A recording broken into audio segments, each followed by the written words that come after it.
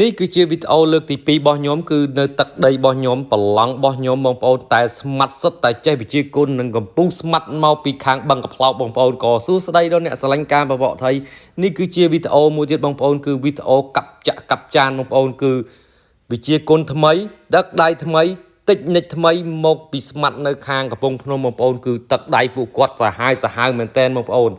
គាត់តែចាញ់quaវីដេអូមកគឺខ្ញុំអត់មានបានអីទេបងប្អូនឃើញតែគប់វត្តទេដោយសារអីបងប្អូនគឺពេលថ្ងៃ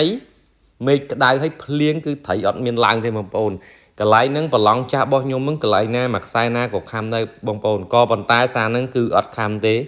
គ្រាន់តែអត់ខំភ្លាមគឺខ្ញុំបបួលស្មាត់ដែលគាត់បបួលខ្ញុំមកលេងប្រឡងរបស់ខ្ញុំហ្នឹងគឺបបួលគាត់ដូរកន្លែងហើយខ្ញុំក៏សួរគាត់ដែរថាអូនឯងមានស្គាល់ប្រឡងកន្លែងណាមានទឹកឆិចអី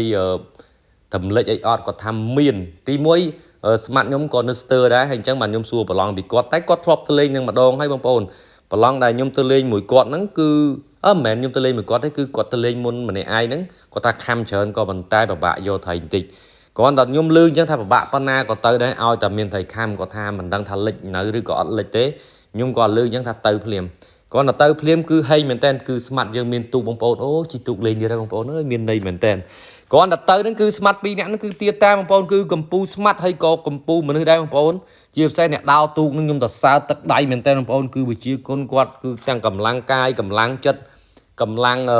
ទឹកញើសរបស់គាត់គឺសាហាវមែនតើខ្ញុំសុំខ្លាចដៃគាត់ហ្នឹងហើយបងប្អូនគឺជំនាញជាងគេគឺខាងវត្តត្រីបងប្អូនបើសិនជាត្រីហ្នឹង5គីឡូក៏គាត់វត្តហោះផុតពីទឹកមកដែរបងប្អូនគាត់មកដល់កន្លែងហ្នឹងបងប្អូនខ្ញុំនិយាយតគាត់ទៅដល់កន្លែងហ្នឹងបងប្អូនហ្នឹងមិនអត់គឺកន្លែងហ្នឹងល្អលេងមែនតើបងប្អូនមើលប្រឡងស្អាតណាស់បងប្អូនអូយពិបាកជាងគេគឺសັດតោងជើងខ្លាំងមែនតើបងប្អូនហើយបើសិនប្រឡងហ្នឹងបើសិនជាខ្ញុំលេង5ថ្ងៃមុនត្រីច្រើនមែនតើបងប្អូនខ្ញុំលេងផ្លែមួយបងប្អូនហ្នឹងមិនគ្រាន់តែវាខំមួយភ្លាមគឺវាទាញចូលទៅក្នុងអាវល្លពពាយបងប្អូនទាញចូលទៅក្នុងវល្លពពាយភ្លាមយកត្រីអត់បានទេបងប្អូនគឺត្រីហ្នឹងដូចវាមូនោបនៅក្នុងហ្នឹងទាំងខ្សែយើងទាំងអីគឺពិបាកយកមែនតើខ្ញុំលេងនឹងបានដូចជា1ម៉ោងខ្ញុំក៏ព្រោះស្មាត់ខ្ញុំថាដូរប្រឡងខ្ញុំរកទៅប្រឡងមួយទៀតស្មាត់ខ្ញុំថាទៅលេងប្រឡងចាស់គ្រាន់តែដល់កន្លែងប្រឡងចាស់បងប្អូនឲ្យល្ងឹតមុខឈឹងខ្ញុំប្រាប់ថាប្រឡងហ្នឹងគឺជាប្រឡងបែកងាងមែនតើបងប្អូននេះខ្ញុំនិយាយថាប្រឡងបែកងាង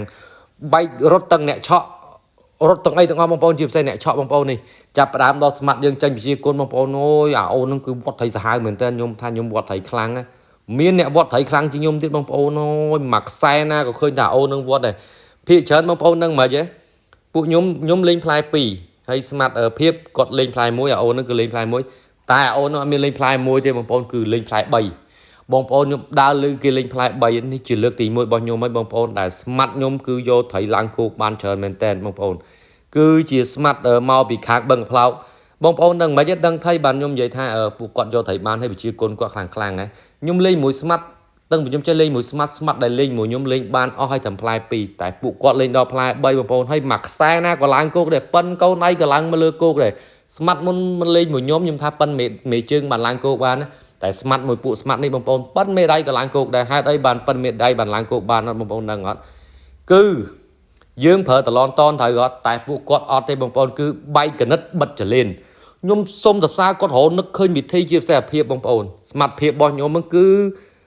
នឹកឃើញថាវត្តអត់ចូលខឹងពេកបងខ្ញុំសាក់បិទចលេនគឺ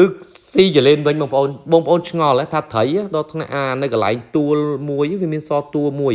អញ្ចឹងត្រីវាខំនុយនៅកន្លែងទួលស្មៅនេះបងប្អូនឃើញទួលស្មៅរិចហ្នឹងអាអូនហ្នឹងគឺវាហ្នឹងគឺវាទៅដាក់ទៅគប់តឡនតនទៅវាគប់ទុកលើចោលលើទួលហ្នឹងមួយចលេនហើយត្រីចេះទៀតបងប្អូនត្រីអត់ស៊ីតឡនតនទេព្រោះវាបែកងាងប្រឡងមែនតើគឺវាស៊ីចលេនអូខ្ញុំសុំសរសើរពួកហ្នឹងមែនតើបងប្អូនគឺបងប្អូនយល់ពាក្យខ្ញុំនិយាយថាបែកប្រឡងមិនសំខាន់ទេសំខាន់បែកកណិតបិទចលេនយើងបិទផ្លែ2ជើងផងក្បាលផងវីអត់ទេបងប្អូនវាបិទតែតឡនតនផ្លែ1ហើយអាផ្លែ2ទៀតគឺវាបិទចលេនអូយបងប្អូនវីយ៉ូថ្ងៃហ្នឹងបានដូចជា10ជាងក្បាលបងប្អូនយកតែអត់ដល់1ម៉ោងទេបានយើងបែកផ្លូវគ្នាហើយវីដេអូខ្ញុំគឺជាវីដេអូចែកម្លែកការសប្បាយហើយនឹងតិចនិចខ្លះបើសិនជាបងប្អូនណាដែលគាត់បបកត្រីលេងខំឬក៏ផ្លែ2ខំអត់ចូលបងប្អូនសាក់បិទចលេនគឺប្រសិទ្ធភាពខ្លាំងមែនទែនហើយខ្ញុំត្រឹមចេះពីពួកគាត់ដែរទេបងប្អូនហើយវីដេអូខ្ញុំក៏មានតែប៉ុណ្្នឹងដែរអរគុណសម្រាប់អ្នកស្រឡាញ់ការបបកត្រីដូចគ្នា